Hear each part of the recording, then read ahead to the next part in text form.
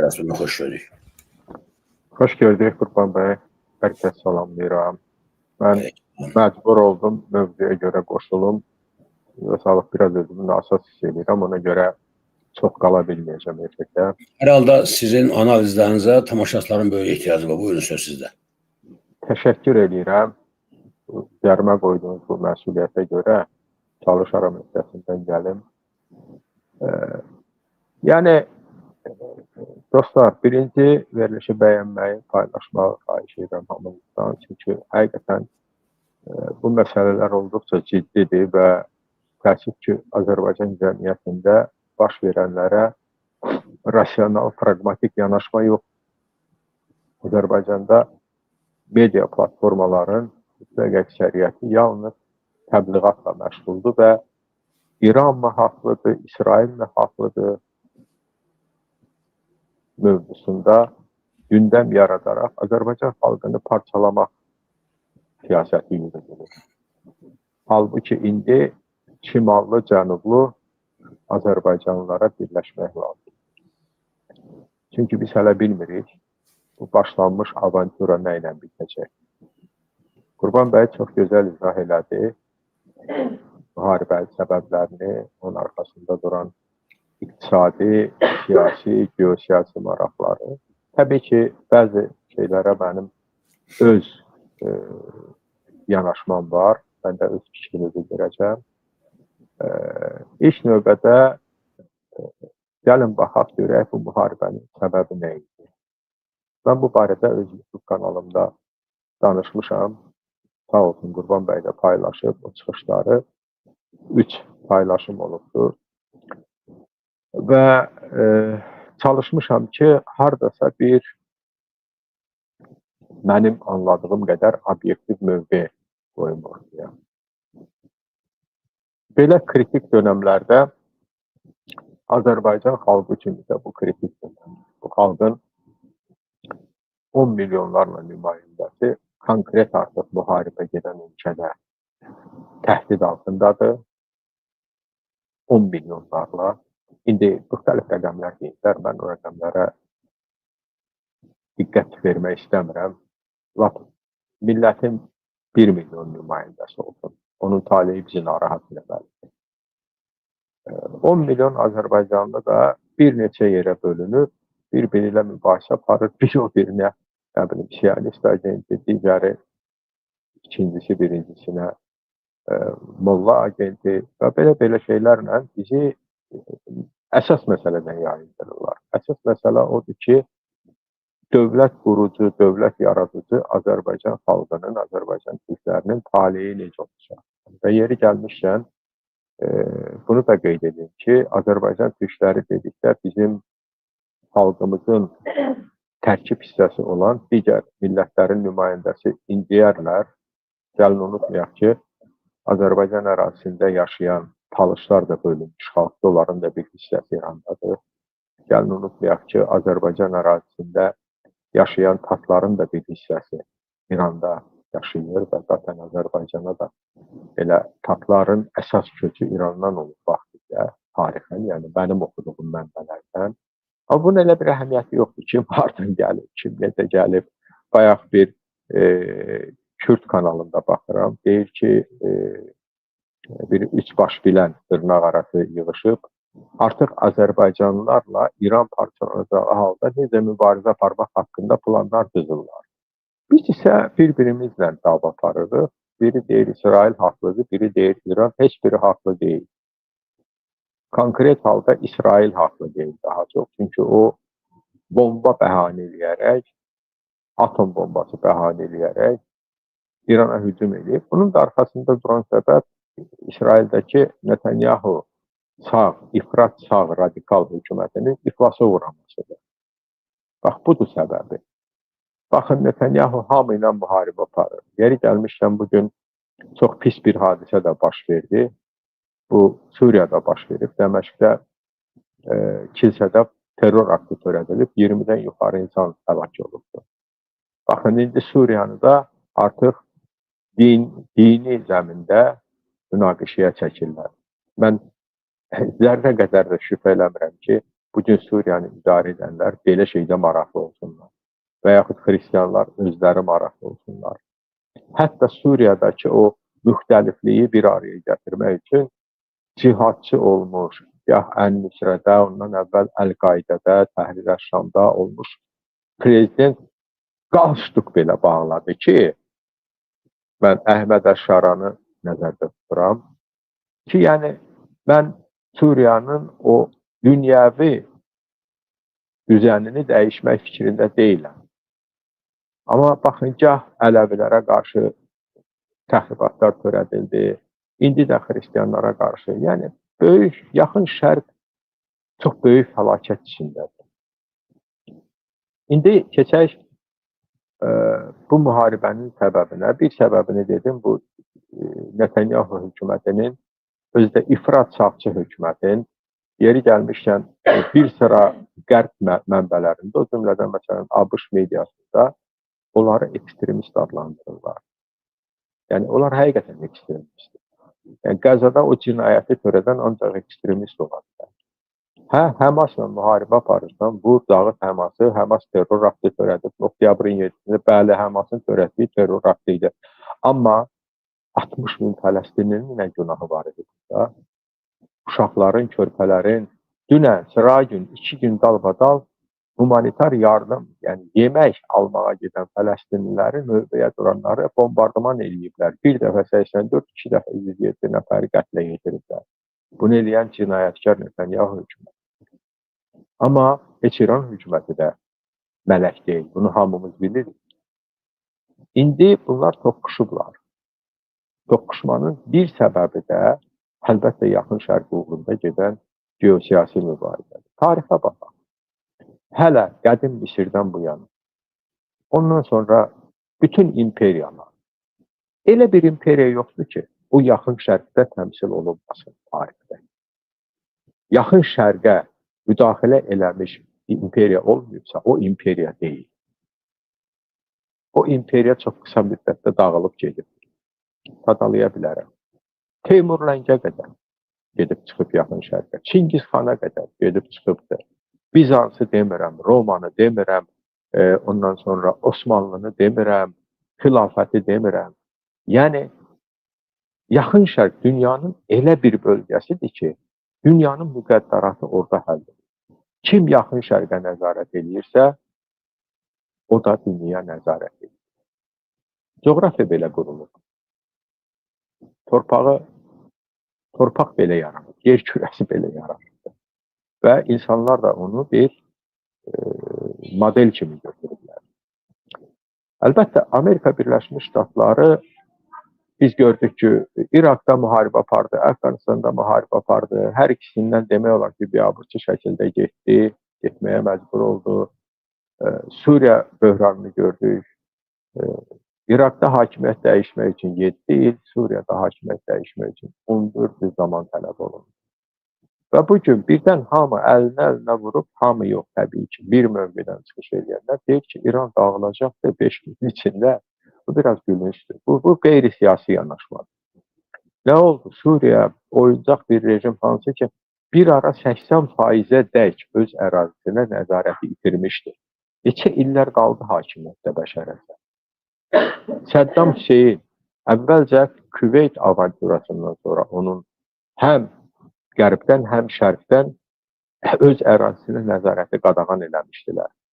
Amma neçə il qaldı hakimiyyəti və İran deməzsəm sabah uçub dağılıb gedəcəkdir. Bu özünü aldatmaqdır, bu yalandır. İran yalnız o zaman dağıla bilər ki, o hakimiyyət onu dağıtmaq istəsin. Amma heç bir hakimiyyət mövqeyini vermək istəmir. Həmin Əfqanistandakı Taliban 20 il müharibə apardı. 20 il. O müharibə başlayanda əlində silah alan taliblər artıq ölmüşdü, onların övladları gəldi. Və nə etdilər? Gəldilər, sahibləndilər ölkələri. Pisdilər, yaxşıdırlar, o bizim işimiz deyil, o Əfqan xalqının işidir. Eynilə İrandakı rejimdə, İsraildəki rejimdə pisdirmi, yaxşıdırmı, onu müzakirə eləmək bizim işimiz deyil. O ölkələrin işidir. Ona görə biz özümüzü düşünməliyik. Biz xalqımızı düşünməliyik.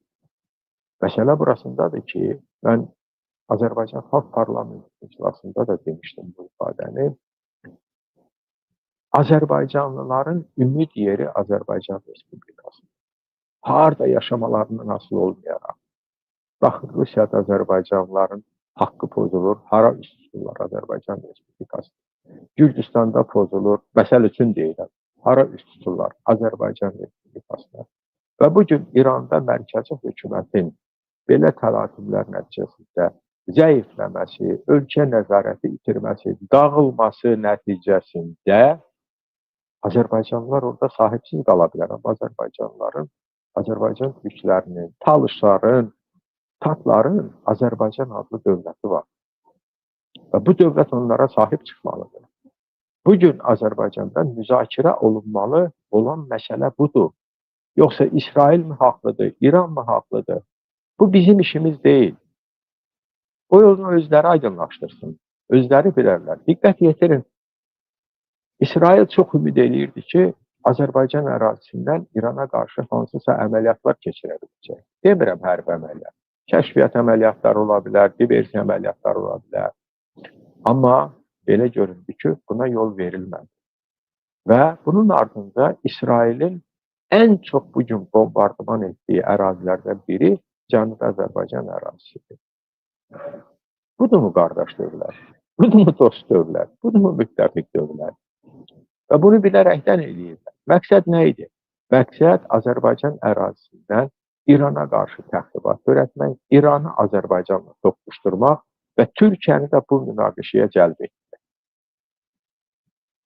Amma gəlin haqqını da deyək, nə İlham Əliyev buna getmədi, nə Erdoğan buna imkan vermədi və İranla da bilirsiniz Azərbaycan arasında bax bu müharibə ərəfəsində intensivləşən əlaqələr məhz bunun müzakirəsi idi. Düşünməyək ki, nə bilim, İranlılar belə axmaqlar gözləmirdilər bu hadisələri. Gözləyirdilər. Və inandıram sizi ki, o təbliğat ki gedir bugün mediada, orada, ay nə bilim, belə vurdular, belə dağıtdılar. İranlı ki, 20 dənə generalın ölümü şəhadətdir. 20'nin yerinə 220'si də var, gəlib oturacaqdır. Bunlar hamısı boş şeylər. Bu müharibədir. Müharibədə generallar ölür. Rusiya imperiyası Şeyx Şamillə müharibədə 100'dən yuxarı general itirib. Təsəvvür edirsiniz bu nə deməkdir? General öldü, öldü də. General ölər də, müharibə, döyüş meydanında olan general ölə də bilər. Təslim olmayan xalq məğlub sayıla bilməz. Əsas odur. Əlbəttə, xalq əsas odur ki, xalq ayaqda olsun, onun dövləti ayaqda olsun. Yəni, amma gəlin ən pis senarilər haqqında düşünək. Sabah İran dövləti doğrudan da iflasa uğrayır. Çünki onu nə edəcəklər? Bir müddətdən sonra, bax, məsələn, Türkiyə təhlilçilərinə baxıram, çox ayıq təhlil aparırlar. Hamısı yox, bəziləri çox ayıq təhlil aparırlar. Deyirlər, nə baş verə bilər? Xamneyini öldürə bilərlər. Bunun arxasında müxtəlif terrorçu qrupları yeridərək İranın daxilində xaos yarada bilərlər. Və bayaq mən bir şey yazmışam. Mənə bir Azərbaycanlı izləyicim deyir ki, Facebookda Azərbaycanlılar hamısı silahlıdır, nə bilim, orada dövlət xidmətindədir. Kürdlər onlara nə edə bilər? Azərbaycan Respublikası Ermənistandan 2 dəfə yarım böyükdür əhali sayına görə. Azərbaycan ərazisində daha çox hərbi hissələr var idi. Amma biz məğlub olduq 1-ci Qarabağ müharibəsində. Niyə? Çünki Ermənistanın arxasında duran Rusiya var idi. Yəni, Azərbaycanlıların arxasında durmayacaqlar. O dost deyilən dövlətlər, müttəfiq deyilən dövlətlər. Bilirsiniz niyə? Bugün 40 milyonluq ölkə heç kimə lazım deyil. O sabah baş ağrısı ola bilər. Öz müstəqil siyasətindən, öz milli maraqlarına yönəlik siyasətlə. Və bu səbəbdən də Azərbaycanlılar haqqında biz düşünməliyik. Mən bir dəfə bunu təklif eləmişəm. Demişəm ki, Azərbaycan Respublikasının Milli Məclisində indi dövlətin ali qanun verici orqanı odur da, legitim deyil, bunu qoyaq bir kənara. İndi müharibə gedir. sərhədlərimizdə və cənub torpaqlarımızda müharibə gedir, bir sənəd qəbul olunmalıdır. Mən şərti olaraq onun adını Milləti Müdafiə Aktı adlandırıram. O sənəd ki, o Azərbaycan Respublikasına hüquqi əsas verir ki, Azərbaycan xalqının nümayəndələrini ekstremal vəziyyətdə onun qırğına, soyqırıma məruz qalacağı halda müdafiəsində özünü borclu bilsin. Onu öz vəzifəsi bilsin. Yəni, bunun hüquqi əsası olmalıdır. Bax, bu hüquqi əsas yaradılmalıdır. Və bu təkcə hüquqi əsas kimi olmayacaqdır. Bu, bütün dünya mesaj kimi olacaqdır ki, İranda yaşayan Azərbaycanlıların sahibi olan Azərbaycan Respublikası adlı dövlət var. İndi bunu eləyəcəklərmi, eləməyəcəklərmi mən bilmirəm. Ümid eləyirəm ki, onlar da düşünürlər bunu. Yəni, tutalım ki, həmin İlham Əliyevin yerində mən olsaydım, mən düşünərdim ki, elə 40 milyonluq ölkənin prezidenti olmaq daha yaxşıdır, nəinki 10 milyon. İndi o necə düşünür, mən bunu deyə bilmərəm. Qaldı Amerikanın müharibə strategiyasına. Mən bir şey deyim, Qurban bəy, məsələ burasındadır ki, Amerika Birləşmiş Ştatları yaxın şərqdə son 20 ildə apardığı müharibələrə 8 trilyon pul xərcləyir. O pulu heç bir neftlə qazanmaq, heç bir sərvətlə qazanmaq mümkün deyil. Gəlin oturaq hesablayaq. Bu pullar hardan gedir? Bax, ABŞ-ın bugünkü 37 trilyonluq dövlət borcundan. Yəni, düşünməyin ki, Amerikalılar pul sevmirlər. Dolların sahibi biz deyiliyik. O, Amerikalılardır. Onlar yaradıblar onu. Burada istəyirəm biraz bu gərgin müzakirədən çıxaq. Mənim bir Naxçıvanlı dostum vaxtilə mənə bir şedevr anekdot danışmışdı. Heç kim məndən inciməsin, Qurban bəy, siz başda olmaqla birdən deyərlər ki, bu Naxçıvanlılara görədir. Deyir ki, Naxçıvanlı söhbət edir. Biri o birinə deyir ki, Abbas, bilirsən, sən demə Amerikalılar da bizim dollardan istifadə edir. O dolları biz yaratmamışıq. Amerikalılar yaradıblar. Bu, Amerikanın dövlət büdcəsindən gedən, Amerikan resurslarından gedən xərclərdir və o dövlətləri də eyni zamanda o şirkətlər ki, gəlib ora sahiblənirlər, talayırlar, dağıdırlar və 30, 40, 50 il geriyə atırlar. Yəni, İran dağılacağı halda gəlin deyək ki, biz nə əldə edəcəyik? Böyrümüzdə 90 milyonluq qeyri-sabit bir ölkə əldə edəcəyik. Elə bu bəs eləyir ki, bizi məhv eləsin. İndi gəlin xəritəyə baxaq, görək, bax, bütün bu davalar harada baş verir? Türkiyənin ətrafında, Türkiyənin şimal-qərbində Ukrayna savaşı və Türkiyənin cənubunda, cənub-qərbində və cənub-şərqində Suriya, İraq, İran. Təsəvvür edin, bütün Türkiyə boyu destabilizasiya yaradılır. Azərbaycanla Türkiyə artıq bu məsələdə vahid mövqedən çıxış eləməlidir. Trumpa gəlincə, mən sizə bir şey deyəcəm. Şəxsən mənim fikrim budur ki, Trump 5-6 bombanı atmaqla hamını yola verdi. Əgər İran axmaqlıq eləyib, bizi bitirən ifadəmə görə, Amerika bazalarını, filanı hədəfə almasa və yaxud onları ciddi şəkildə hədəf almasa, biri var elə belə raket atırlar, hay-küy salırlar. Biri də var ki, atıb nəyisə vururlar, insanları öldürürlər, gəmini batırırlar, nə bilim, təyyarələri dağıdırlar. Bunu eləməsə, Amerika artıq reaksiya verən deyil. Bilirsiniz niyə? Ona görə ki, Netanyahunun avanturasından, Netanyahunun cinayətlərindən bütün dünya bezib. O cümlədən də Amerikalılar. Mən sizə bir şey deyim, Amerika cəmiyyətini biraz içindən tanıyan adam kimi. Amerika cəmiyyəti militarist cəmiyyət deyil. Dünən bombardımanın ardınca keçirilən sorğularda Amerikalıların 68 müxtəlif sorğularda 73% müharibənin əleyhinə çıxış edir. Yerdə qalan... Müharibənin əleyhinə çıxış ediblər, elə 70 nəfər, 70%. Yerdə qalan 30-25% isə tərəddüd edənlərə və müharibəni dəstəkləyənlərə bölünür. Müharibəni dəstəkləyənlər orada maksimum 20%-dir. Bu heç nədir. Və müharibəyə girişən, istənilən bir dövlət, Amerikada istənilən bir hökumət özünü iflasa aparır. Trumpa bu lazımdırmı? Düşünmürəm ki, lazımdır. Ona görə mən düşünürəm ki, bu bombardımanla Trump hökuməti əslində Netanyahu və İsraili yora verdi və İran da onu tutdu o söhbəti. Bilirsiniz, belə bombardıman olmur. Nüvə obyekti kimi ciddi obyekt bombalanır. Və bir həftə qabaqdan bunun sxemi göstərilir, yolu göstərilir, deyilir. Adama deyirlər ki, get orada sənin məsələn zənginləşdirilmiş uranın varsa çıxar onu. Biz oranı vuracağıq. Həm də üzr istəyirəm Ərəstun bəy, məsələnin başqa tərəfi də var. Sən atom əgər təsisatını vurursansa, burada sızıntı ola biləcəyi qaçılmazdır. Əlbəttə Qurban bəy, Cinayət törətməsidir bu. 100% mən zərrə qədər şübhə eləmirəm ki, bu anlaşılmış bir şey oldu. Yəni ən azı bu mənada anlaşılmış ki, necəsə məlumat sızdırdılar ki, filan vaxt vuracağıq təxminən. Və orada nə idi? İddialara görə 408 kiloqram 60% zənginləşdirilmiş uran var idi.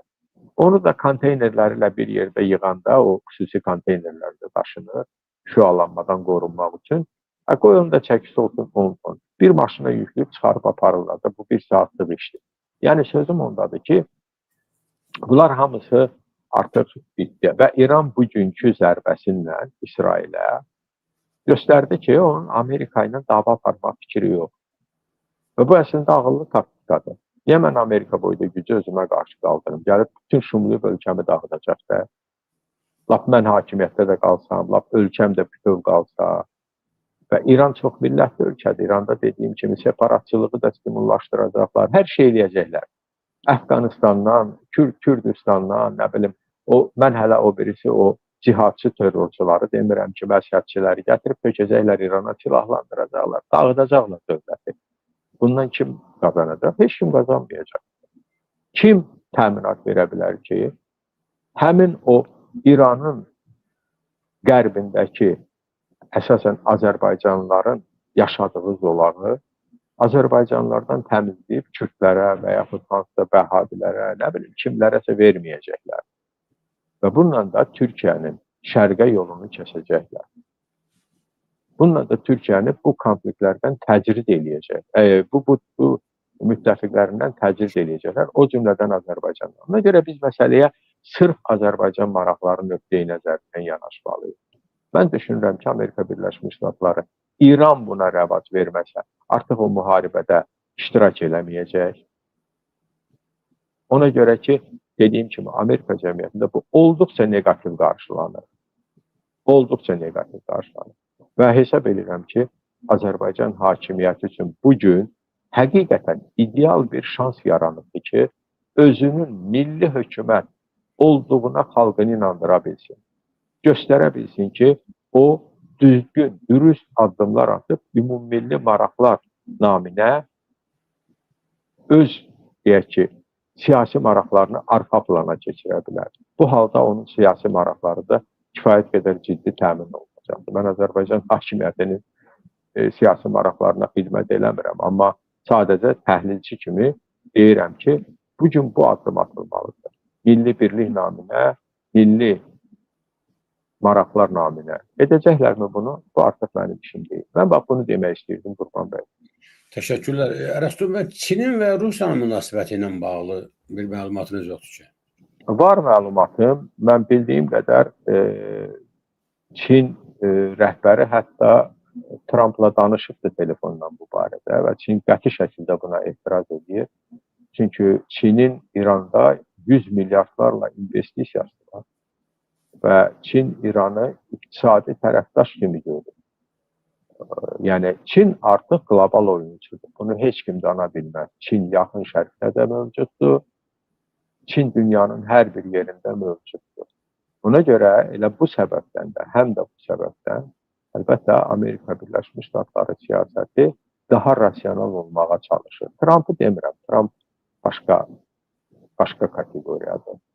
Amma Trump'ı dəstəkləyən həmin o MAGA deyilən qrup çox kəskin şəkildə müharibənin əleyhinə çıxış eləyir və bəlkə də ilk dəfədir Amerika tarixində, yəni onun İsrail yarandıqdan sonra 49-cu ildən sonraki tarixində ilk dəfədir rəy liderləri olan şəxslər, hansılar ki, Trump'ı dəstəkləyirlər, açıq şəkildə deyirlər ki, bu müharibə bizim müharibə deyil. İsrail başlayıb, İsrail də davam edəcək.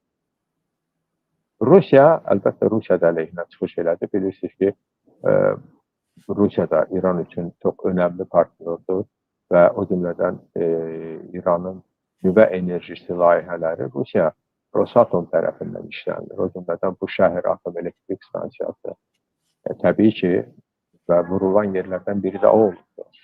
Və Rusiya buna sakit yanaşa bilməz. Bundan başqa da İran Rusiyanın yaxın şərqdəki ən vacib tərəfdaşıdır və bundan başqa da İran Rusiyanın cənub cinahıdır.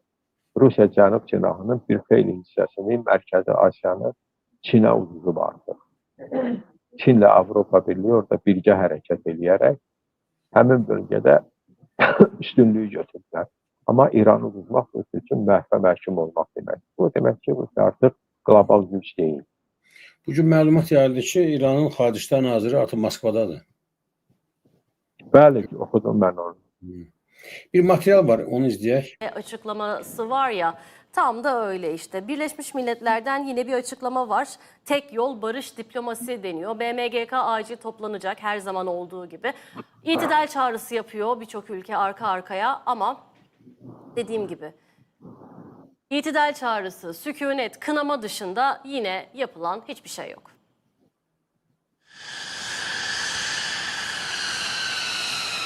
İran-İsrail savaşına müdahil oldu. Teknik olarak artık Amerika Birleşik Devletleri de savaş cephesinde. ABD'nin İran'daki 3 nükleer tesise hava saldırısı dünyayı tetikledi. İlk tepki Birleşmiş Milletler Genel Sekreteri Guterres'ten geldi. İran'a karşı güç kullanımı uluslararası barışa tehdit, tek umut barış, tek yol diplomasi dedi. İran Dışişleri Bakanı Erakçi, o da saldırının hem Birleşmiş Milletler tüzüğü hem de uluslararası hukuku ihlal ettiğini söyledi. İran egemenliğini savunmak için tüm seçenekleri saklı tutar mesajı verdi. Çin Dışişleri Bakanlığı da tepki gösterdi. Çin, ABD'nin İran'a saldırısını şiddetle kınıyor. Bu saldırı Birleşmiş Milletler Sözleşmesi'ni ciddi şekilde ihlal ediyor mesajı verildi. Dostlar, deməli, məsələ belədir. Çin də, Rusiya da qınayıblar, amma bundan sonra nə olacaq? Bunlar hansı formada bunu saxlaya bilərlər? Ərəstum bəy, siz deyirsiniz ki, bundan sonra Amerika vurmayacaq. Vurmayacaq. Bir də o səbəbdən ki, Qurban bəy, Amerika Birləşmiş Ştatlarının Trump'ın yaxın şərqə səfəri zamanı bölgədəki ərəb ölkələrindən 3 trilyon dollarlıq investisiya müqavilələri imzalanır. Bölgədə müharibə başlayacaqsa, bu 3 trilyonluq investisiya paketi əhəmiyyətini itirəcək, ləğv olunacaq o sadəcə olaraq. Oldu. Başqa bir deyəcəyiniz? Mən deyəcəyim yenə də odur ki, gəlin əziz həmvətənlərim, biz bir-birimizi hədəfə almayaq. Birimiz İsrailə görə, digərimiz İrana görə. Nədənsə Azərbaycan hər dəfə xarici bir ölkədə konflikt olanda, xarici ölkələr arasında Azərbaycanlar iki yerə bölünüb bir-birini hədəf alırlar. Bizə birlik lazımdır. Mən bunu demək istəyirdim. Təşəkkür edirəm. Çox sağ olun. Mən Azəfid Məhəlləsi adından Ərəstum bəy təşəkkür edirəm dəyərli fikirlərinə görə. Dostlar, əvvəla deyim ki, bizim siyasətimiz, bu proseslərə yanaşmamız Türkiyə ilə paralel olmalıdır. Sinxronlaşdırmalıyıq bütün münasibətlərimizi və fəaliyyətimizi. O soykırım suçunda zalim Hitler'i çoktan geride bırakmıştır. Budur, mövqe budur.